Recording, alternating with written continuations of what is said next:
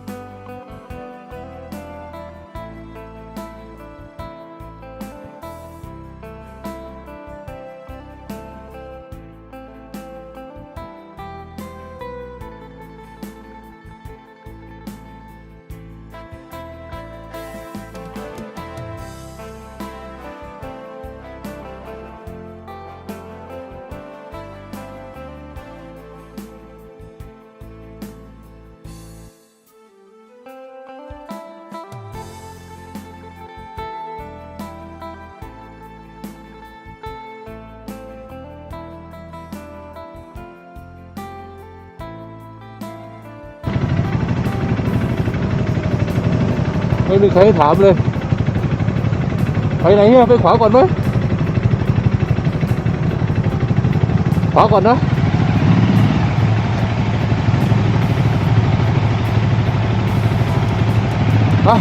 ไปขวาก่อนขวานี่เป็นทางเก่านี่เป็นทางใหม่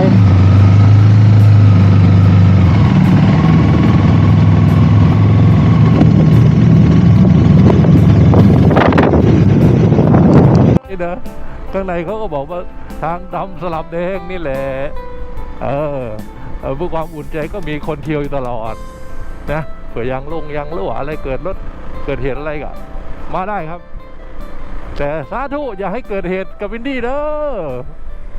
อตามมาดูสถานการณ์ย้อนยุคนะครับสมัยนู้นรบกันเราก็ยังไม่รู้เรื่องรู้ราวหรอกครั้งที่นั้นก็ดูเป็นอนุสรณ์ว่าไม่อยากให้ทะเลาะกันนะไม่อยากให้มีการทะเลาะกัน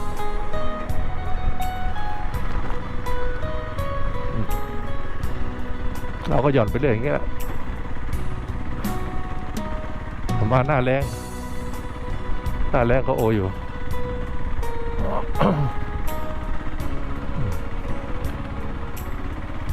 เรา มาจากนู่นได้ก็มาถึงนี่ได้ก็ให้รอดปลอดภัยเด้อเดี๋ยวมาหน้าฝนไม่ควรเข้าเลยครับหน้าฝนไม่ควรมาอันนี้อุ่นใจเพราะว่าเตรียมที่ฉีดลมนะอุ่นรั่วมาคนละกระป๋องนะก็เห็นก็ฉีดอัดเข้าไปเลยฮะแต่อย่าให้เกิดเหตุดีสุดนะ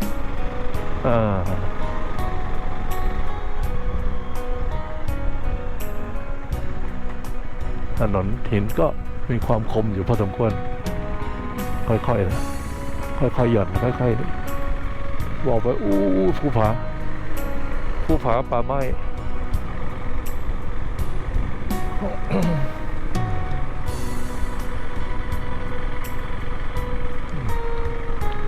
การลบกันสมัยย้อนยุคไปโน่นนะ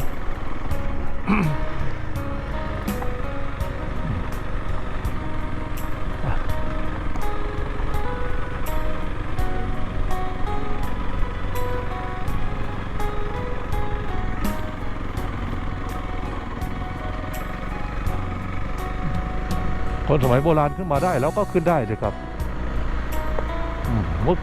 ผ่านนานเมื่อคืนได้นะกลางวันที่ไม่ได้ก็ให้รู้ไปดีครับโอ้โหนะไปไอ้แดงลูกพ่อไปเรื่อยๆไอ้แดงสู้ๆ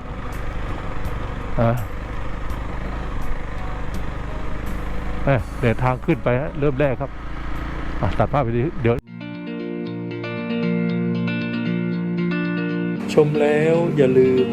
กดไลค์หรือกดยกนิ้วโป้งกดแชร์เพื่อแบ่งปันให้เพื่อนๆของท่านนะครับและกด Subscribe หรือติดตาม